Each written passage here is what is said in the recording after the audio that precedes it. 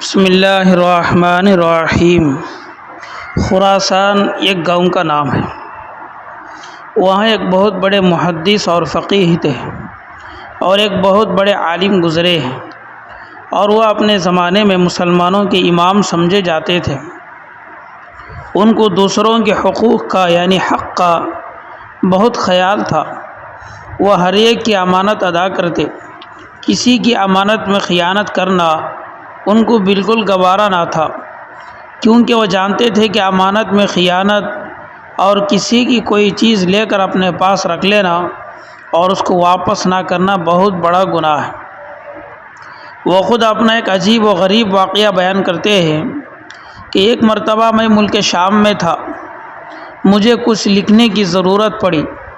میرے پاس قلم نہیں تھا، اس لیے میں نے ایک آدمی سے یہ قلم مانگ کر لیا، لیکن لکھنے کے بعد وہ قلم اس آدمی کو واپس کرنا بھول گیا اور اس کو لیے ہوئے خراسان چل دیا۔ جب میں بہت دور خراسان کے مرو نامی شہر پہنچ گیا تو مجھے یاد آیا، دیکھا کہ وہ قلم تو میرے ہی پاس ہے۔ مجھے بہت افسوس ہوا کہ میں دوسرے کا قلم لے کر چلا آیا۔ یہ تو اس کی امانت تھی اور یہ اس کی چیز تھی۔ اگر میں اس کو لیے ہوئے یوں ہی چلا گیا تو پھر یہ امانت میں خیانت ہوگی۔ اس لیے میں نے سوچا کہ چاہے جتنی پریشانی اٹھانی پڑے، بہرحال مجھے اس قلم کو واپس کرنا ہے۔ یہ سوچ کر میں فوراً ملک شام کی طرف لوٹا اور اس آدمی کو تلاش کر کے اس کا قلم اسے واپس کر دیا۔ محترم سامعین، جانتے ہیں وہ صاحب کون تھے؟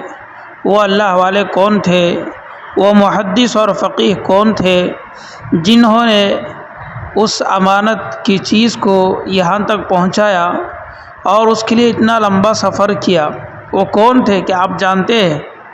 وہ وقت کے عبداللہ ابن مبارک رحمۃ اللہ علیہ تھے، جنہوں نے صرف ایک قلم واپس کرنے کے لیے خراسان کے مرو شہر سے دوبارہ ملک شام کا سفر کیا۔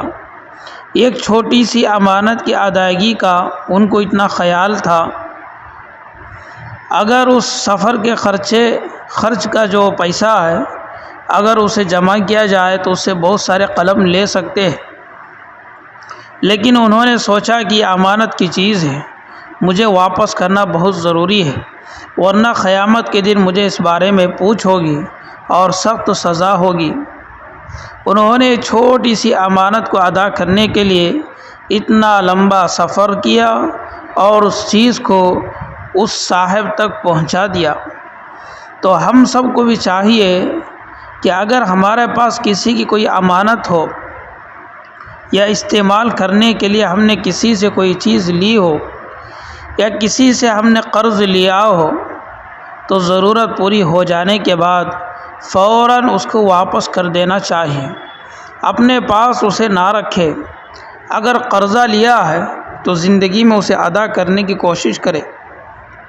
اگر زندگی میں ادا کرنے کی نیت نہیں ہے، تاریخ پر تاریخ ٹال مٹول کرتے جا رہا ہے، دن بدن ٹال مٹول کر رہا ہے، تو یہ بہت بڑا گناہ ہوگا اور آخرت میں اس کے لیے بہت سخت سزا ہوگی۔ لہذا ہمیں چاہیے کہ اگر کسی کی کوئی امانت ہمارے پاس ہو تو ضرورت پوری ہو جانے کے بعد اسے واپس کر دیں۔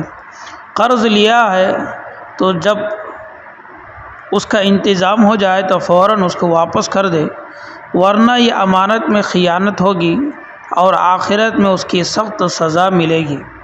محترم سامعین، واقعے سے عبرت حاصل کرے اور زندگی میں ہر ایک کے حق کو ادا کرنے کی کوشش کرے۔ اللہ تبارک و تعالیٰ سے اپنی ضرورت مانگے، اللہ ضرور آپ کی ضرورت کو پوری کریں گے۔ واقعے کو سننے کے بعد شیئر بھی کر دے تاکہ دوسرے بھی سن کر عبرت حاصل کرنے والے بن جائیں۔ السلام علیکم ورحمۃ اللہ وبرکاتہ۔